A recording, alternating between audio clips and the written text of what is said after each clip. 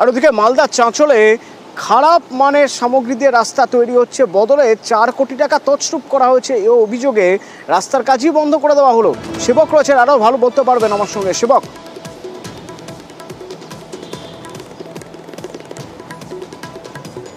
কাজ নিম্নমানের সামগ্রী দিয়ে কাজ হচ্ছে এমনটাই অভিযোগ গ্রামবাসীদের। বারবার ঠিকাদারি সংস্থাকে বলেও কাজ না হয়, এবার কাজ বন্ধ করে দিলেন ক্ষিপ্ত গ্রামবাসীরা।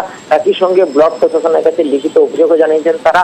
মালদহের চাঁচলের গৌরহন্দ গ্রাম পঞ্চায়েত তার সুতি থেকে কামারপুকুর পর্যন্ত এলাকা প্রায় 5 কিলোমিটার রাস্তা তৈরি হচ্ছিল, সেখানে 4 কোটি টাকা বরাদ্দ। মালদা জেলা পরিষদ এই কাজ রূপায়ণের দায়িত্বে রয়েছে, কিন্তু স্থানীয় বাসিন্দাদের অভিযোগ ধূস মাটি ফেলা হচ্ছে এবং যেভাবে নির্মাণ কাজ হচ্ছে তাতে একটা বর্ষ পার হবে না। এই রাস্তা ধসে যেতে পারে, ধুয়ে যেতে পারে, নষ্ট হয়ে যাবে, তাতে করে সরকারি টাকা খরচ হবে, কিন্তু সাধারণ মানুষ তারা দুর্ভোগেই পড়বেন, বরং তাদের কোনো সমস্যা সমাধান হবে না।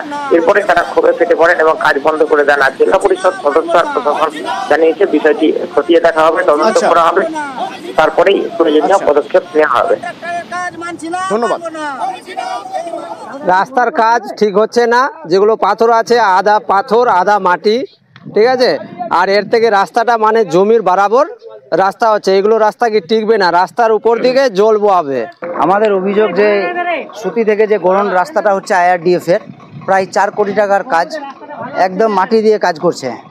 তাই আমরা আজ গ্রামবাসী মিলে এসে কাজটাকে বন্ধ করেছি। যেভাবে রাস্তার কাজ হচ্ছে টিকবে না, এই রাস্তা 10 দিন 15 দিন, আর কি এর থেকে বেশি টিকবে না। নিয়ম বহির্ভূতভাবে কাজ হয়ে থাকে, নিম্নমানের কাজ হয়ে থাকে, তাহলে এটা যথাযথ ব্যবস্থা জেলা পরিষদের পক্ষ থেকে নেওয়া হবে, এটা আমি বলছি। আর অ্যাকচুয়ালি যেটা অভিযোগ হচ্ছে সেই জায়গাটাই দুটো জায়গা দায়ী থাকে।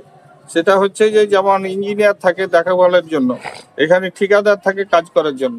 এই দুটো জায়গা কিভাবে কাজ করে সেটা সত্যি দেখা উচিত।